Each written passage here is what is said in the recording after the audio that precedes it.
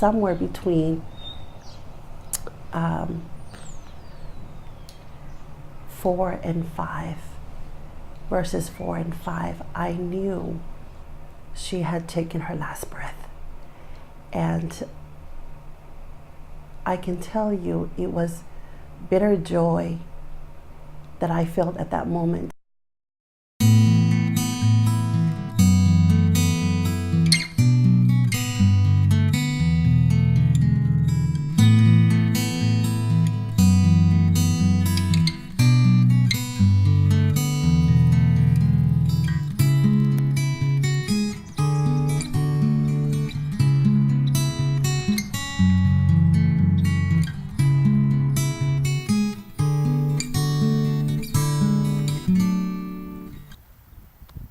When I was 11 or 12 years old, maybe 12, a good friend of mine was killed in a motorcycle accident. And I had to, or I didn't have to, but I walked up to, during the funeral, and walked by the casket and saw his body.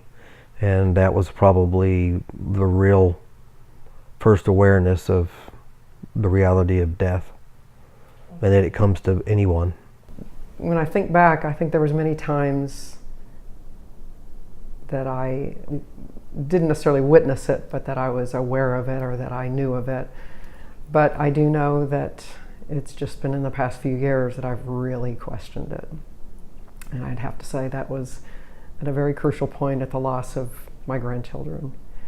And in the whole thing about that was all the normalcy to the expectations of death was shocked and was changed. And I knew that there wasn't a simple answer as you live this life and then you're gone.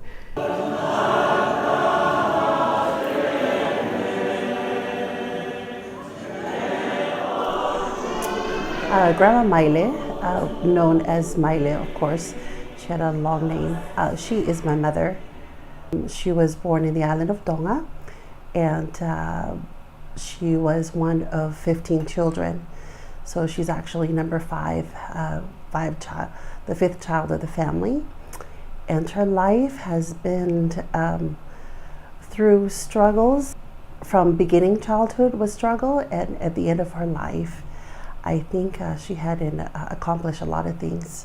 And I was with her on her last day that she passed away.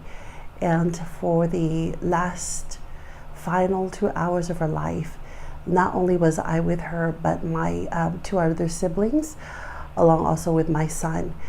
And I have to say that that was the most beautiful experience that I've ever gone through.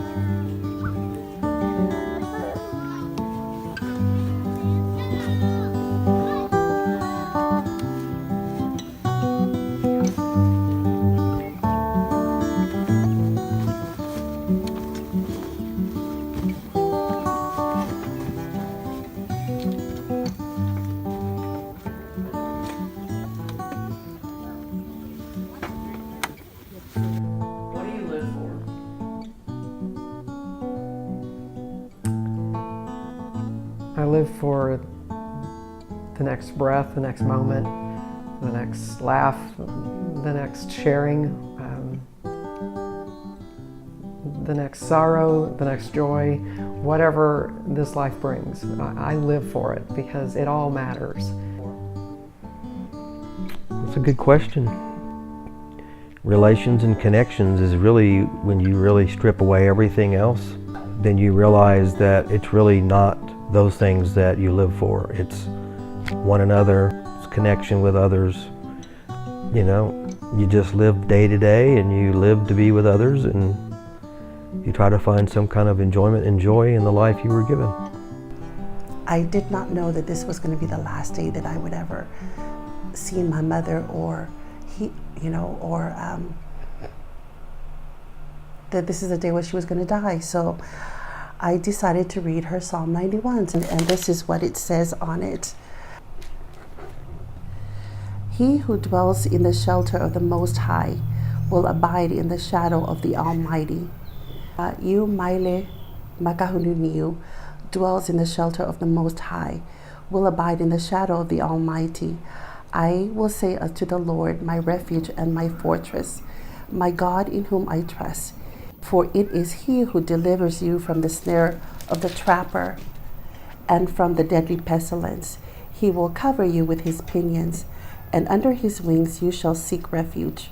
His faithfulness is a shield and a bulwark.